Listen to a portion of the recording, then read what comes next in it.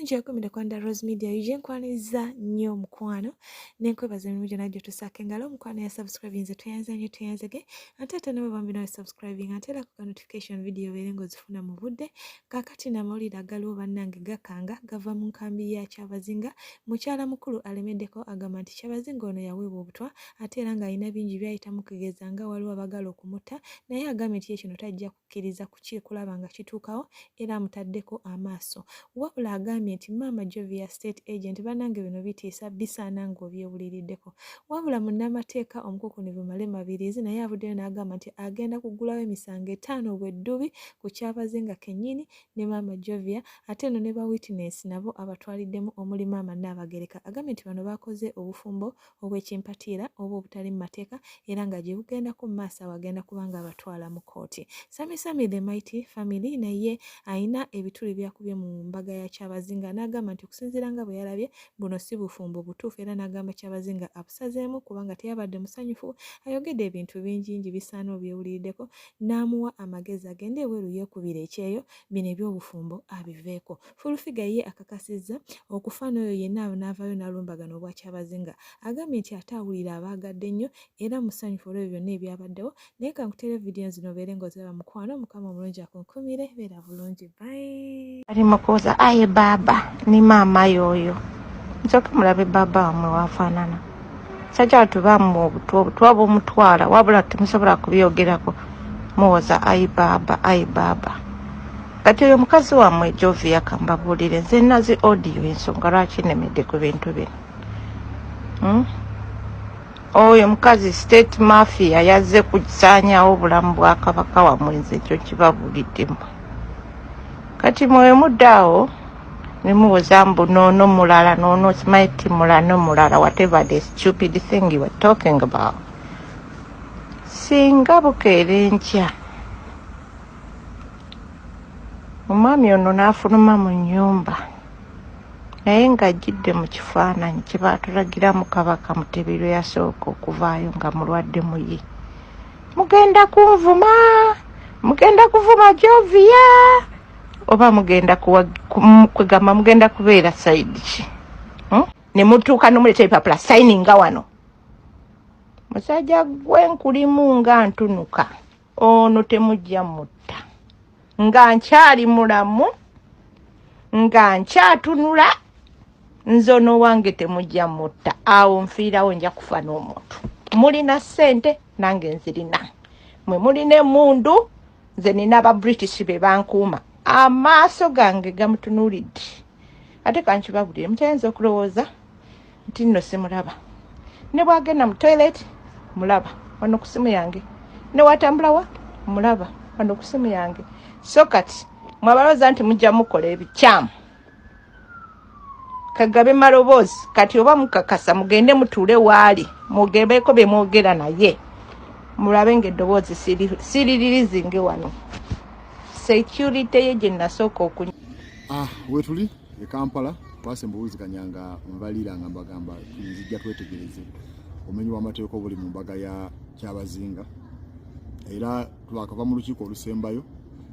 olukiiko ne lusekendinga ne lusanctioninga emisango 5 ku bantu 4 abantu abana abajja ovunaanibwa essaawa enaaba etuuse kuliko Kyabazinga yennyini bwe baposi Nadyope kuliko omuwala Jovia Muteso oyo omukazi kuliko Kazimba Mugalu kuliko ne Najjinda Silivia abantu abo tuzudde emisango 5 egisaana obbagulwako okusookera ddala baguyita fictitious marriage gukontana n'akawaayira na 8 aka Marriage Act nti oli wajja n'akola obufumbo ng'akimanyi nti bwakimpatiira naye n'alimba abalala nti butuufu asibwa emyaka 5 waliwo obufumbo masoma bayita bayigame ogenda mu bufumbo nga okimanyi bulungi nti olina omuntu omulala gwafumbwe gwagattibwa naye empeta akati ekyo kikontana n'akawaayiro 15 aka Penal Code ne 41 ya Marriage Act kakati waliwo ogenda ovunaanibwa omukazi okugenda mu marriage n'omuntu omanyi nti mufumbo Jovia kyeyakoze ndowooza ka section 42 ya Marriage Act nakyo ekivunaana era n'emyaka 5 akati Kazimba ajja kuvunaanibwa omusango gwe gwokuna ogwa officiating a marriage okugamba presiding over marriage yamayo bulungi temenya mateeka nga era etteeka likigaana era marriage act era musibe emyaka 5 kazima yawandika ebbaluwa kimanyi bulungi teri obufumbo bwakolebwa naye yazze n'agamba nti agenda kukola omukolo akati ye najjinda tumugase wamu ne banne babana conspiracy to commit felonies ng'ekyo kiri kontana n'akawaliro 390 aka Penal Code Act tibegase bonna ne bakola ekibinja ne bakola gang ne bakola obufumbo bumanyidde nti bumenya mateeka notisi baazibawa abaloya babawandiikira ne babukola ku mpaka akati emisango egyo ttiimu ekkiriza nti giwaggulweko era bwe tunaafuna obudde obwabbize bubadde bukyali bungi nebwe yonna tubadde bize nene tulina kooti nyingi n'ebikola bingi tulina East African Court ziringa bingi tubeerako teeka ebinyo naye olina obudde obunaafunira emisango egyo gijja kubaggulwako. Abazinga wa Busoga va mu malala g'ekivubuka kwata passport yo funa visa ojje ku ddungu ofune ekiyumba ofune kadaama wo mwekubirenga video call owulire emirembe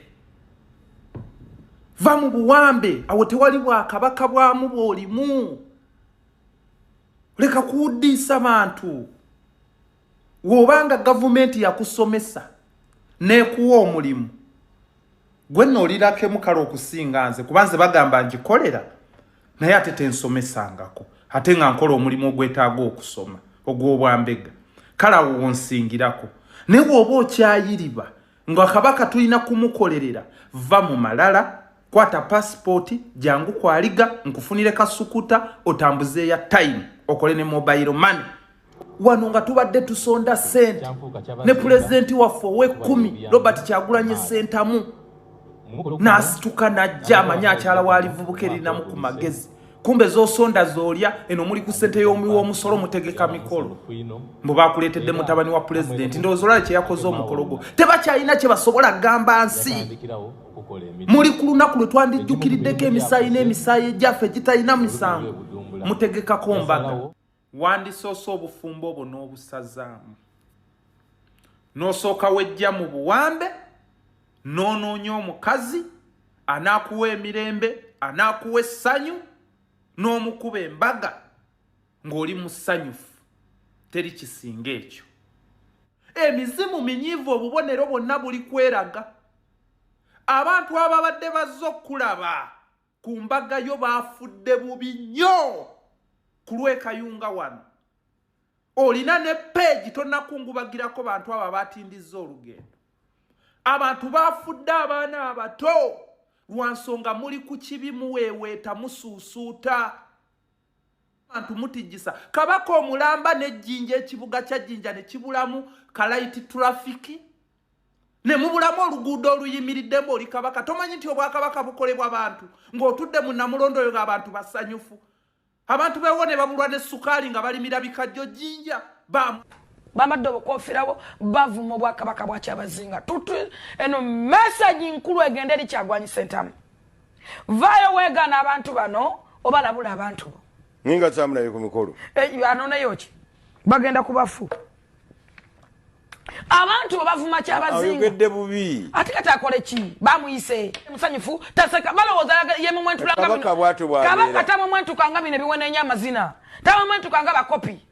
n'okumwenya bumwenya nasanyuse nga mwenye bannange yandabe nakola wa nabadde nfudde nze tolumba Kyabazinga nga wendi ngenda kufa n'omuntu bannange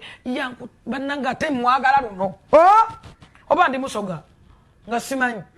ate balungi nnyo ine bantu yakoze speech ye yakoba fulomu gye batandikira kitegeeza n'omuntu abadde amumanyi bemanyi propaganda gwe muleeta Kyakaali namukadde we Bulaya wumula wange wumula mirembe munate wala ali kunenya wale yagamba embaga omusuma ayimide n'agamba abalala evulanda abera muki n'agamba omuntu yenna alina